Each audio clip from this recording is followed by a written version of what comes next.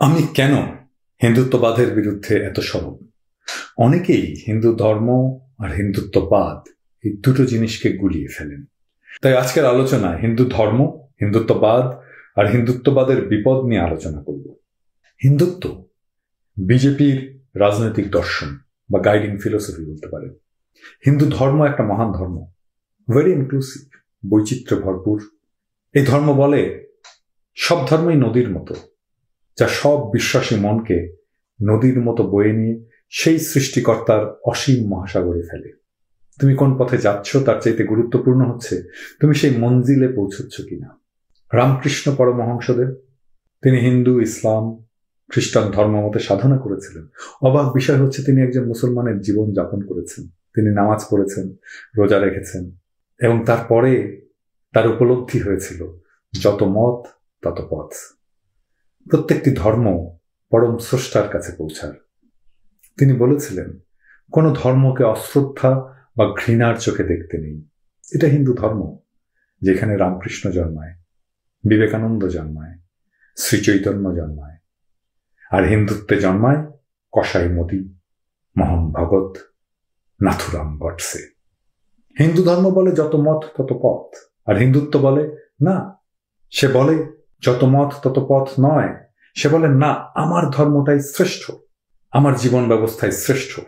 এটা মনে করাতে কোনো আপত্তি থাকতো না।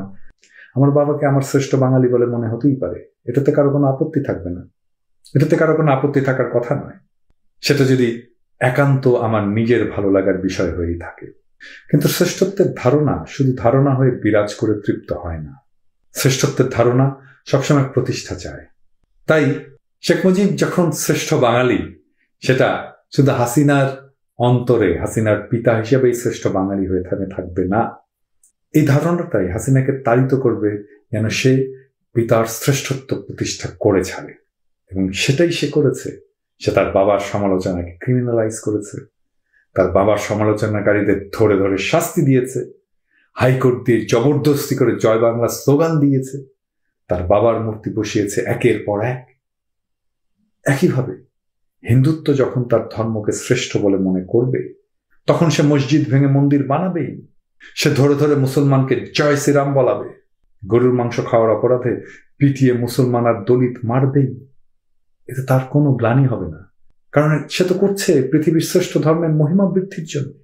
কারণ তার কাছে তো ইসলাম ধর্ম নিকৃষ্ট।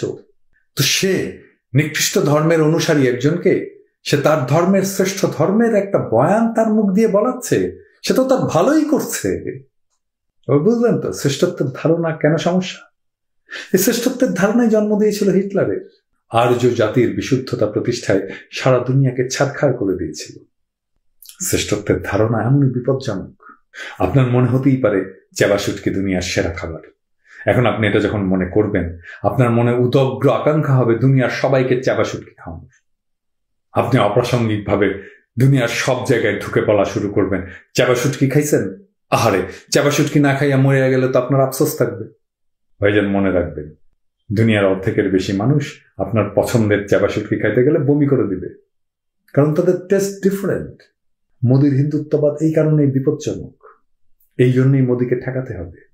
আমরা যেহেতু ইন্ডিয়ার পেটের মধ্যে ঢুকে থাকা একটা দেশ এবং মূলত মুসলমান প্রধান দেশ, তাই বিপদ আমাদের বেশি।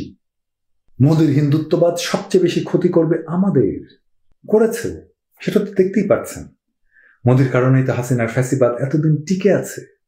শ্রেষ্ঠত্বের ধারণাকে সবসময় সামলে সমঝে চলতে হবে, সন্দেহের চোখে দেখতে হবে। শেষে একটা কৌতুক বলি শুনে। মোদি তো সাধু ছিল, জানেন নিশ্চয়ই, যৌবনে হিমালয় ঘুরে বেড়াতো। ঠিক এইভাবে তো একদিন সে লোকালয়ে আসছে, রাত হয়েছে, গেরস্তের বাসায় গিয়ে আশ্রয় চেয়েছে।